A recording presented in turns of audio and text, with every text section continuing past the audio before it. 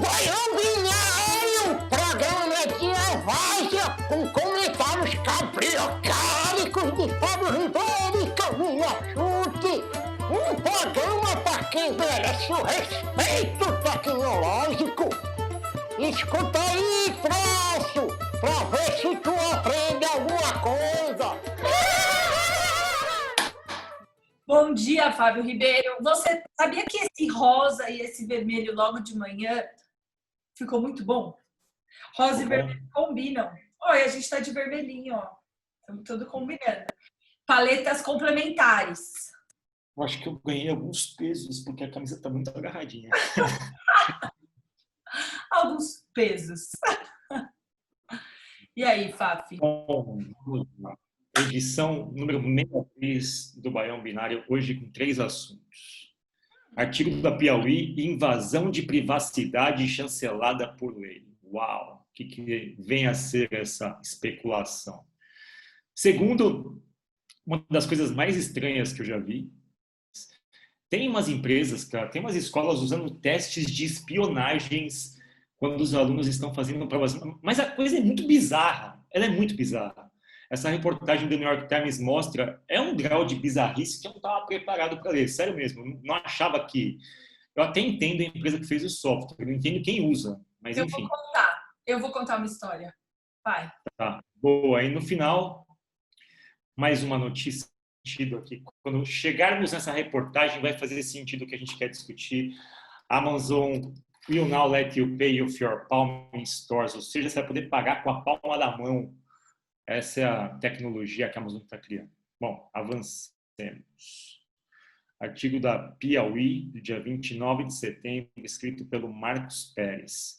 Professor da USP defende a alteração na lei de proteção de dados para que o Estado seja autorizado a compartilhar em massa informações dos cidadãos. Bom, está todo mundo discutindo isso daqui, né? The Social Dilemma. E aí todo mundo ficou assustadinho. Uau, nossa, eles veem nossas informações, eles usam, enfim. O pessoal ficou assustado. Um monte de gente inocente chegando na balada, onde já está todo mundo bêbado. Uau, o pessoal aqui bebe. Mas, enfim, tem 2 estudiosos que fizeram um estudo, e eu gosto desses estudos. Eles não são nada, obviamente, eles não trazem nenhum tipo de informação que a gente não conhece, mas eles trazem dados para suportar todas as discussões. O artigo da Piauí, ele é construído na primeira parte com essas coisas de uso comum. O Facebook pode usar seus dados para isso ou aquilo. As seguradoras usam as suas mídias sociais para definir prêmios. O Google pode prever surtos de gripe.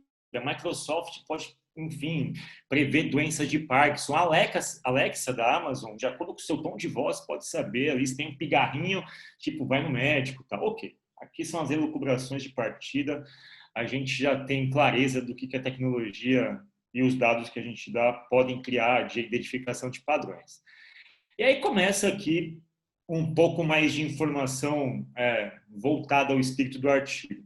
Que a LGPD, nesse contexto, ela tem uma premissa saudável, digamos, de proteger privacidades e liberdades individuais.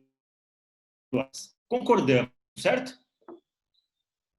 Certo, eu estava lendo esse final de semana, Fá, um cara, obrigado França por ter começado a LGPD. O cara fez uma alusão, Fábio, que se a Lei Geral de Proteção de Dados tivesse nascido na América Latina, nos Estados Unidos ou na Europa, qual ia ser o nível de necessidade, né? Porque o que aconteceu, e acho que foi muito legal a análise, perceber que isso ter nascido na Europa tornou ela um pouco mais dura do que se ela tivesse nascido nos Estados Unidos ou na América Latina, é importante. Então, imagina, se ele já está achando que a gente está com essa dificuldade, imagina. De fato, a lei brasileira ela se baseou na lei que foi editada no Parlamento Europeu em 2016. Ela é muito, na essência, ela é muito parecida. Só que ela foge, e aqui a gente entra no aspecto da coisa, ela foge sensivelmente de um ponto principal aqui. Bom, qual que é o lance todo? A lei europeia, eu vou entrar aqui. O regulamento europeu, ele permite e ele iguala empresas e estados, ou seja, todos têm direito, todos os cidadãos, consumidores, clientes, usuários, têm o mesmo direito de proteção em relação às empresas privadas e ao Estado. O Estado não pode mexer, não tem maior autonomia que as empresas, salvo se votar uma nova lei que permita isso, mas a lei deveria passar pelo parlamento, enfim, todas aquelas discussões normais. Legal. Qual que é o lance todo que difere a lei brasileira? E aqui a gente começa a ter um pouco da sensibilidade do que a coisa de fato coloca. Na LGPD brasileira, o governo tem permissão para usar os nossos dados sem votar qualquer tipo de lei. Ele pode, desde que ele justifique isso, sobre o auspício de tratamentos de dados pessoais realizados para fins exclusivos de segurança pública, de defesa nacional, de segurança do Estado, ou de investigação. Só que isso é hipervago. Tipo, tá, o que é isso exatamente? O que significa esse tipo de coisa? Até onde vai esse limite? Onde é que começa? Como é que eu sei se está usando meu dado para alguma finalidade especificamente de segurança pública ou algo do tipo? Isso é muito sutil e a diferença é que no Parlamento Europeu a lei europeia, na sua essência básica, não tem essa prerrogativa. Você não pode fazer nada com os dados dos cidadãos sob nenhum tipo de característica dessas que a lei brasileira tem como prerrogativa, exceto se você cria uma nova lei. No Brasil, não. Você pode fazer isso de alguma forma baseado na sensação de que o governo tem de poder usar aquele dado para a segurança pública. Tudo se justificaria sobre essa lógica, teoricamente, cara. Que doido! Ele não falou, engraçado, né? Sobre esse lance do Estado. Que coisa! Essa é uma diferença sensível. Traduzindo, o RGPD, que é a lei... Totalmente. Tipo, eu discordo o fato dela não ter detalhado o que isso significava. Mas eu não acho de tudo ruim que o Estado tenha algum tipo de poder perante a iniciativa privada, sabe? Porque eu fico pensando o quanto é justo a gente delegar isso para a iniciativa privada e, sei lá, para um roubo. Lembra do caso do Fitbit, que você conta sempre, do velhinho lá, que descobriu que o cara que tinha matado lá a esposa? Eu fico pensando o quanto, tipo, vazar o WhatsApp. Eu acho que o governo tem que poder, para investigação, usufruir desses dados, sabe? Não sei se foi isso que eles quiseram dizer, o problema é que tá meio... Então, a coisa é muito vaga aqui. Está dizendo, traduzindo, a lei europeia autoriza exceções que venham a ser criadas por lei. Ok. Já a brasileira autoriza a priori que o Estado colete e trate compartilhe dados. Não precisa de lei específica ou justificativa expressa. Não há fiscalização, regras de transparência ou accountability. Nada. Aqui é regra, o que lá é exceção. Lá é uma exceção você fazer isso que você está falando. De fato, tá, legal, teve um assassinato aqui que foi o Fábio que cometeu. Pô, vamos ver os dados do Fábio. Isso já é permitido hoje, né? Você quebra sigilo. Esse é o tipo de coisa que tem hoje. Aqui, especificamente, o nosso sigilo já está quebrado de partida sob a argumentação de que, bom, vamos tentar ver aqui se o Fábio e a Camila são conspiracionistas, enfim, se eles fazem parte da revolução armada que vai derrubar o governo. Aqui está muito vago, tá? Então, especificamente... É uma sensibilidade, eu abordei isso hoje na nossa newsletter diária, que a gente tem no WhatsApp. Eu acho que a LGPD ela é sempre tratada no sentido de compliance, na minha perspectiva. E tá todo mundo muito cego para o quanto isso muda a criação de produto, né? Cria a forma de você demonstrar as coisas. Enfim, é um outro jeito de fazer produto. É um outro jeito de você tratar a privacidade e, de fato, mostrar que você está tratando a privacidade. Isso muda completamente as coisas, mas não é o foco aqui. O foco é que começam a surgir debates como esse que questionam se o Estado não estaria com muito mais poder do que deveria, cara. Um pouco chocante. E aí tem, sem que o Estado seja obrigado... sem que o Estado seja obrigado... Desculpa, Fá, só... Quando você para para pensar, né? A LGPD está sendo um tormento para as empresas. Mas eu não vejo a mesma ansiedade para a pessoa física tentando perceber o que muda para ela, né? Tipo, eu fui esse final de semana almoçar numa amiga e aí tinha um casal... E aí tava todo mundo meio tipo, social dilema, tal. Mas poucas pessoas estão informadas do ponto de vista de pessoa física, né? As pessoas jurídicas estão desesperadas. Mas eu, por exemplo, e eu tô me colocando, tô fazendo meia culpa, eu, por exemplo, não fui ler o texto da matéria para ver se o Estado não estava corrompendo os meus dados, enfim. Só que, assim, se a gente tá assistindo o Dilema das Redes e está ficando todo assustado, a gente deveria ler esse artigo que tem 2 minutos e ficar igualmente assustado, porque o problema é que ele só mudou de mãos. Ele só mudou de mãos. Em tese, é essa dinâmica aqui. Qual que é um outro ponto, cara? Perfeito. Eu acho que em breve vai ter seguros de dados, sabe? Sei lá, a gente vai contratar um seguro, como a gente contrata de carro e de casa. A gente vai contratar um seguro de proteção de dados. Ah, legal, meus dados vazaram, assumo o seguro. Eu acho que vai ter, tem lá Data Privacy as a Service. Privacy as a Service já é um conceito de arquitetura de redes, ou seja, mas isso é de software e hardware, não é de experiência de serviço, não é de proteção de informação. Eu acho que esse conceito ele vai ser expandido. Privacidade como serviço vai ser algo que, sei lá, quando você vê um rótulo de um alimento hoje, lá tem, se ele tem venenos, se ele tem glúten, se ele tem algum tipo de coisa alérgica. Eu imagino que em algum momento sites e serviços vão estar adaptados com observações. Olha, esse dado seu tem esse tipo de tratamento, digamos assim. Mas eu acho que essa discussão, da mesma forma que as pessoas começaram a ver hoje sobre dados num filme da Netflix, eu acho que para a gente chegar nesse estágio de consciência vai demorar um pouco mais. Super. E espero que as empresas comecem a não só se proteger, mas também educar as pessoas, sabe, Fá? Tipo, que elas sejam capazes de fazer isso. Tô torcendo. Do meu ponto de vista, naquilo que tiver do nosso lado aqui, eu acho que a gente tem que tratar a privacidade como um valor, como uma questão que você pode adicionar às experiências, user experience, interface de uso, que permitam às pessoas, como que elas, assim, sem que elas tenham que fazer esforço, não precisa olhar um cadeadinho no canto do browser para ver se o site é seguro. Segurança tem que meio que, tem que estar lá, tá disponível. Um padrão, né? Exato. Se a gente perceber, as fintechs surgiram num esteio aí de falta de transparência dos bancos, né? Então, à medida que você dê um pouquinho de transparência, você cria um novo mercado. Então, transparência gera valor. Então, talvez abordar o LGPD com esse aspecto torne a coisa um pouco mais fácil de ser assimilada. Perfeito. Boa.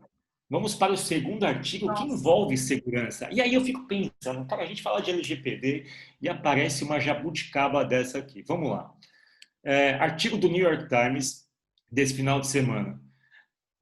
Começou a haver uma grita de estudantes que falam, caramba, calma aí, isso está ficando sério demais, assim, eu já estou numa pandemia, já tenho que me provar. Agora vocês botam um software que me espiona com um nível de profundidade. É o Proctorial e o ExamSoft, mas vamos lá. Olha o que acontece. Esses programas eles começaram a meio que levantar uma discussão, né? Eles são bastante rígidos, em termos de vigilância, assim. E envolve uma série de coisas. Quando você está fazendo um teste, ele mapeia o movimento dos seus olhos, o movimento dos seus mouses, o seu browser, se ele está aberto, se tem um som na sua sala, se alguém não pode estar de alguma forma te passando cola ali. É num nível de vigilância meio alarmante, assim. E olha que louco isso daqui. Essa menina, ela tem um problema. Ela tem um tique, que ela meio que pisca os olhos. E, de alguma forma, ela conseguiu controlar isso para que a vida social dela não fosse um inferno. Se você tem algum tipo de disorder como esse tique, você tem que cadastrar esse tique numa plataforma da sua escola, dizendo, olha, eu tenho esse tique, então isso não é trapaça, isso não é cola, isso é um problema que eu tenho. E ela está dizendo aqui, but Mr. Navarro tem medo que o Proctório pode gravar os seus tiques e mandar para os professores, dizendo que aquilo é um comportamento inadequado. Por que acontece? A plataforma é tipo um VAR. Ela grava tudo que você fez de suspeito e algum professor avalia. Isso daqui é pênalti. Vou te punir. É muito bizarro. Só que a coisa piora. Olha onde essa bizarrice vai dar. E aí, tem um exemplo de uma criança que entrou numa sala e pediu tipo um copo d'água para a mãe. Pediu um copo d'água. O que acontece? O sistema grava esse tipo de interação e passa para um professor analisar. Então, isso aqui é considerado uma cola, não é considerado uma cola? Essa criança aqui de 19 anos, que é uma criança, um adolescente, ela cuida de 2 irmãos de 12 e 8 anos. E aí ela tem que tomar cuidado. E olha que loucura. Ela começou, estava fazendo uma prova, acho que um dos irmãos delas lá entrou na sala e pediu alguma coisa. Ela, tipo, ignorou a criança para não correr o risco de ser compreendido como uma trapaça. Olha o que ela colocou aqui. Eu ignorei ele o tempo todo para que eu não fosse assim. Quando o meu irmão mais novo entrou, bateu na porta no meio de um exame, ela tentou não tirar os olhos da tela, para que aquilo não fosse compreendido como uma coisa... Cara, isso é muito surreal para mim, cara. Isso é muito surreal. E aí tem um outro caso, e aí você completa, dessa pessoa, do Alivar Khan, que eu acho que ele é indiano, enfim. Ele tem a tez mais escura, efetivamente. E aí o sistema, ele, tipo, dependendo da luminosidade do espaço que você está, ele não te identifica. O cara tentou de tudo, ele tentou um monte de coisa, mudar de sala, sentou de frente para uma janela, foi para o banheiro onde a luz é mais clara, enfim, para tentar reconhecer. Ele ficou, tipo, 3, 4 horas tentando fazer com que o sistema o reconhecesse. Cara, essa é uma das coisas mais bizarras que eu li recentemente. Não, e tem a ver com racismo, ó. Face Recognition Technologies Racist. Exato. Comente, Camila, o que você acha desse tipo de coisa? O que me assusta não é o software. Eu acho que o software é ok, faz parte, ele vai evoluir, vai chegar a um tipo de escala que permite controlar outras coisas, espero. Mas primeiro, Camila, a gente vive num mundo hiperconectado. Controlar cola, controlar esse tipo de coisa, para mim é uma involução social. Para mim, prova já é... em nível de graduação, para mim, prova já é meio bizarro. Assim. Contar uma história... Deu maior esse o aplicativo seria? Exatamente esse. Deu maior bafafá, eu trabalho numa instituição privada, deu maior bafafá a ponto dos alunos da engenharia falarem assim, a gente tem que ter uma alternativa. Eles distribuíram horários, eu posso ir lá fazer presencialmente a prova agora, Fá. Só que aí o que a instituição achou que ia acontecer? Que ninguém ia. O que aconteceu? Todo mundo preferiu ir presencial. E aí? O que você faz? Então tá um bafafá, assim, sem tamanho. Eu nunca dei prova na graduação, na minha disciplina, porque, na boa, dar prova de tecnologias web, para o cara escrever código no papel, para mim não faz muito sentido. É tipo, amigão, faça esse briefing e programa essa meleca. Você não vai ficar declamando Java. Não existe isso. Faça 3 projetos, você vai se ferrar. Porque é muito mais fácil você estudar para passar numa prova, muito mais do que você ter que descobrir como fazer isso. Mas a turma... E assim, o que mais me choca, eu concordo com você, o que mais me choca é a tecnologia ela vai avançar. Mas o professor não achar outra alternativa para testar o seu aluno, a não ser fazer prova nesse momento, para mim é muito bizarro que a gente ainda tenha que se apoiar em prova. Sim, para mim é a coisa que mais me choca. Uma pessoa não vê alternativas em avaliar o seu aluno de outra forma, a não ser fazendo prova. Sim, tipo, para mim isso não existe. Cara, olha que louco isso, né? Que a gente acabou de falar de um artigo de Lei Geral de Proteção de Dados, onde a premissa é transparência, é confiança, para que você passe para as pessoas um sentimento de privacidade. Aqui é completamente o oposto. É você tratando o teu cliente como um bandido. É assim, não adianta ter lei de proteção de dados. O que adianta ter uma lei geral de proteção de dados se eu desconfio do meu cliente ao ponto de criar? É óbvio, tem que ter um nível de regra. Tem que ter um nível de regra. Mas elas têm que prova. O que significa prova? Põe projeto, troca esse semestre, não vamos avaliar com base em provas.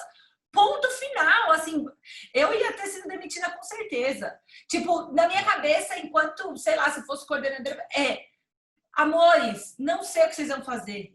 Mas este semestre não tem prova. A gente vai trabalhar por projeto. As pessoas vão ter que entregar lista, vão ter que entregar projeto. Não existe você ter que fazer uma prova para avaliar um aluno, assim. Não, muito louco isso. Muito louco, porque assim, o ensino superior já está indo para um caminho completamente questionável. Já, assim, supostamente essa prova aqui que eles estão fazendo vai ser corrigida por um sistema de inteligência artificial. As escolas não evoluem nada na questão de conteúdo, de experiência de ensino, não se renovam, grades curriculares obsoletas, não tem um tipo de discussão nesse aspecto e estão preocupadas com essa bobagem. Isso para mim é irritante. Você paga, sei lá, $70 por ano para um software julgar que se você olhou para baixo ou que se o seu irmão pediu água, porra, que merda, né, cara? Que é isso? No contexto em que a gente já...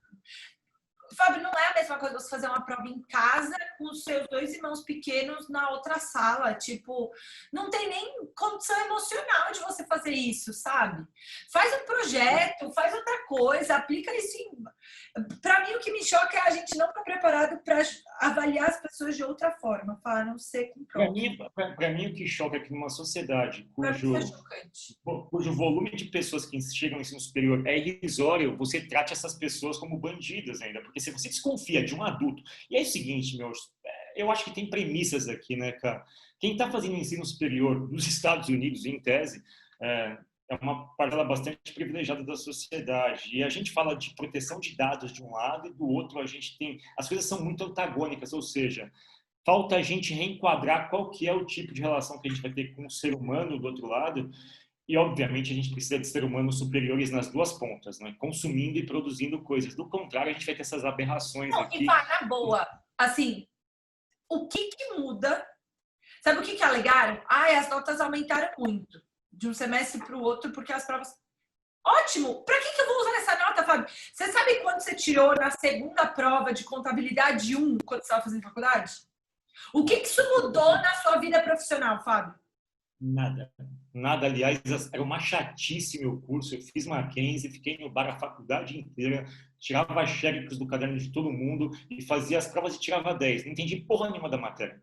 Perfeito, Fábio, perfeito. Exato. Perfeito. Hoje você não tem nada para mostrar, é o que eu falo para os meus alunos. Exato. Se você sair de Tech Web com 3 projetos para mostrar, isso vale muito mais do que uma nota no final do semestre, Fábio. Pô, salva essa bagaça, você não está fazendo esse projeto para mim. Você está fazendo esse projeto para sua carreira. Enfim. Quem pega meu diploma acha que eu sou um gênio da contabilidade. Cara, eu não sou porra nenhuma, eu só joguei o jogo. Enfim, mas era o jogo que a minha maturidade aos 20 anos permitia eu jogar. Para mim é muito louco isso, desculpa, me empolguei, foi mal. E aí a empresa, como resposta, diz que está trabalhando aqui para melhorar a sua ferramenta. A questão é, a empresa, ok, ela está testando os MVPs dela. Para ela está ótimo. O ponto é alguém usar isso. Enfim, leiam um artigo e fiquem indignados comigo, com a Camila, porque ficar indignado sozinho não é ruim, mas ficar indignado em conjunto é muito melhor. Boa. Bom, mande comenta esse processo embaixo, de privacidade. comenta a sua indignação aqui embaixo, dá like no vídeo. Exato. Eu que sou estrábico, tô fudido, porque eu ia ficar olhando para a câmera, meu olho ia cruzar e iam pensar que eu tô olhando para 2 monitores. Mas enfim, avancemos. A Amazon vai deixar você pagar as coisas com a palma das mãos. Ou seja, se tem alguém querendo foder com a tua vida, lá vem a Amazon, com a palminha da mão. Eu pensei, Fábio, quando você leu, você já foi... alguém já leu sua mão? Rola um boato, Ciganos na rua. Ciganos não, é sério, na rua. Diz que rola a sua linha da vida. A Amazon tá querendo escanear palmas da mão, Fábio. Eu que eu fiz uma sacanagem uma vez, um dia. Ela quer saber o futuro das pessoas, Fábio. Eu trabalhava na Líbero Badaró, ali no centro, e pegava um viaduto do chá para almoçar. E tinha umas ciganas ali que queriam ler minha mão. Um dia eu falei, tá bom, você vai ler minha mão, mas não hoje, você vai ler amanhã. Só que é o seguinte, amanhã eu vou trazer a minha mão e um fluxo de caixa da empresa. Você vai ler a minha mão e o fluxo de caixa e vai me falar das duas coisas, o que você vê. Aí ela falou, tá bom, traz aqui. Óbvio que eu não levei, né? Mas enfim. Ô, Fábio, mas é sério, eu não sei não, eu desconfio aí desse scanning, Fábio. Não sei. Então, o lance da Amazon é esse, a tecnologia, enfim, de pagar com a mão, ela já desenvolveu essa parada. Ela tá com ela tem alguns projetos. Tem aquela Amazon Go, onde você compra, entra na loja, compra e, enfim, ninguém te atende. Não tem um beacon, né? Tem um beacon você pega as coisas, bota no carrinho e vai embora. Mas isso já tem aqui no Brasil também. É um sistema de RFID, de câmeras e de antenas que processa a compra e atualiza, enfim, e cobra automaticamente. Legal. Ela já faz isso. Só que ela além disso, ela está criando essa patente para esse pagamento com a mão. É uma patente, enfim, esse mundo das tecnologias é baseado em patentes. A Amazon já tem a patente do pagamento com clique e vai ter a patente do pagamento com a palma da mão. Ela já está testando isso em 2 lojas. Qual que é o lance, cara? Desenvolver a patente, ok. O que a Amazon quer, e aí eu entro no lance de privacidade, de segurança e de poder público versus poder privado aqui, digamos, né? Qual que é o lance? Uma das implicações é que muitos concorrentes, muitas empresas consideram a Amazon como concorrente. Então, tipo, eu não vou usar a sua ferramenta. Eu não vou usar a tua patente de, enfim, permitir que você, assim, em tese, se isso se dissemina e cai nas graças do público, se a Amazon tem a patente, em tese ela tem os dados dessas movimentações todas, inclusive dos concorrentes. Tem uma discussão gigantesca acontecendo nesse exato momento entre a Epic Games, que controla o Fortnite, e Spotify, contra a Apple pelo mesmo problema, do tipo, olha, Apple Store, você, ao abrigar os meus aplicativos na sua plataforma, você já tem informações bastante relevantes do comportamento dos meus usuários, dos meus sistemas, os quais você também oferece. Você também vende streaming, você também vende games. Acontece a mesma coisa com a Amazon, a Apple Store e a Amazon aqui com tecnologias e patentes que também têm o mesmo aspecto. Ou seja, eu posso, de alguma forma, mapear comportamentos dos meus concorrentes com esse tipo de coisa. O que você acha disso, cara? Eu acho espertíssimo que as outras pessoas não usem. Primeiro ponto. Apesar de reconhecer que, né, é o que a gente chama de economia de APIs, né? Application Programming Interface, né? API, que é um serviço prover toda a infraestrutura que você precisa, resolve todos os seus problemas, você só usa o que a gente chama de endpoint, né? Você só chama. Então, Amazon, vem processar aqui esse pagamento, obrigada, Amazon. Era parecido com o que acontecia com o cartão, sabe as maquininhas de cartão? Só que pensa que agora é tudo na internet, eu não preciso mais nem de hardware, né, para acessar esse endpoint. Então, eu acho esperto que as outras pessoas usem, mas enquadrando, esse é o baião de privacidade, eu acho que enquadrando aqui é muito poderoso para você dar o comportamento de consumo de pessoas para um player só.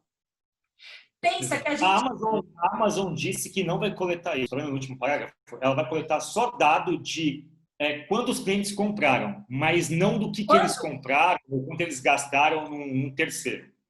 Tá bom, né? Isso basta, né, cara? Tipo, pô, se tem um ponto de venda... Não, Fá, mas o quando também é importante, Fá.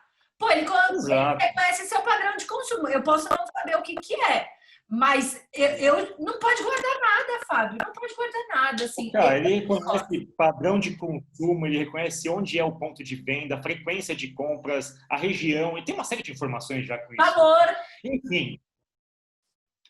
How much? Falou que não? Eu duvido. Eu cuspi, entendeu? Não.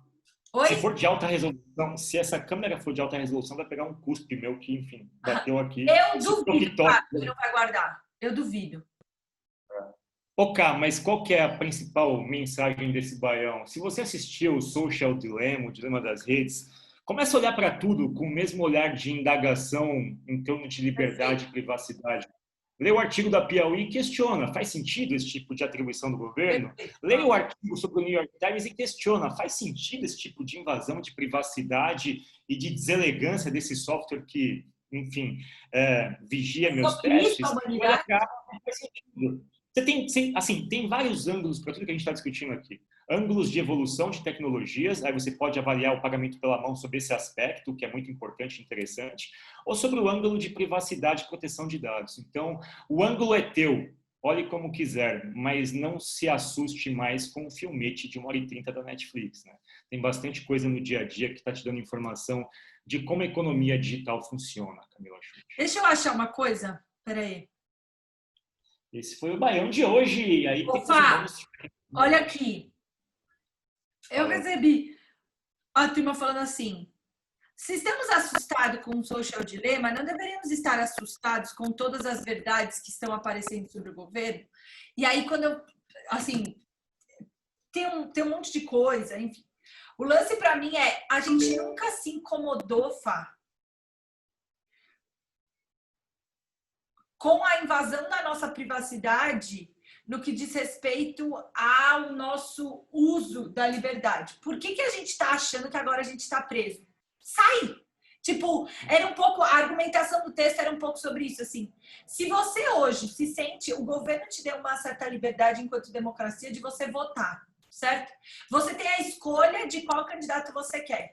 Por que hoje você não escolhe em qual serviço você vai estar? Por que hoje você... Sabe, toda a argumentação ia para esse lado de Tá bom, se hoje você fala assim, eu sou democrata, eu acredito na democracia, abaixo as ditaduras, por que que hoje você ouviu o Social Dilemma e falou assim, isso é uma ditadura? Você pode ir embora, a decisão é sua, né? Então, não sei, o texto é muito bem organizado no que diz respeito a não vem chorar por algo que está no seu controle, sabe? Tem que chorar por outras coisas. Isso está no seu controle. Então, tome controle da sua capacidade. Ponto. A gente falou sobre o Richard Stallman, lembra? Num Baião Antigo, sobre o fundador do Linux. Ele fala, tipo, o sistema de vigilância de câmeras que tem já é uma espionagem gigante, assim. Já, que é o você não tem, tipo, que ele até aparece no Social Dilemma. Se o teu vizinho colocar uma câmera que pega a tua passagem, aquilo já é uma gravação de imagem sua sem autorização. Em tese é aquilo. E a Cathy O'Neil, naquele livro Weapons of Mass Destruction, também fala disso. A gente comentou esses dois artigos em baiões anteriores, a gente passa como as referências aqui. Mas, enfim, é muito bom que as pessoas estejam agora, pelo menos, treinadas a enxergar e olhar antes isso do que nada. Baião da Privacidade no ar, 63, acabando agora, exatamente aos 30 minutos da noite.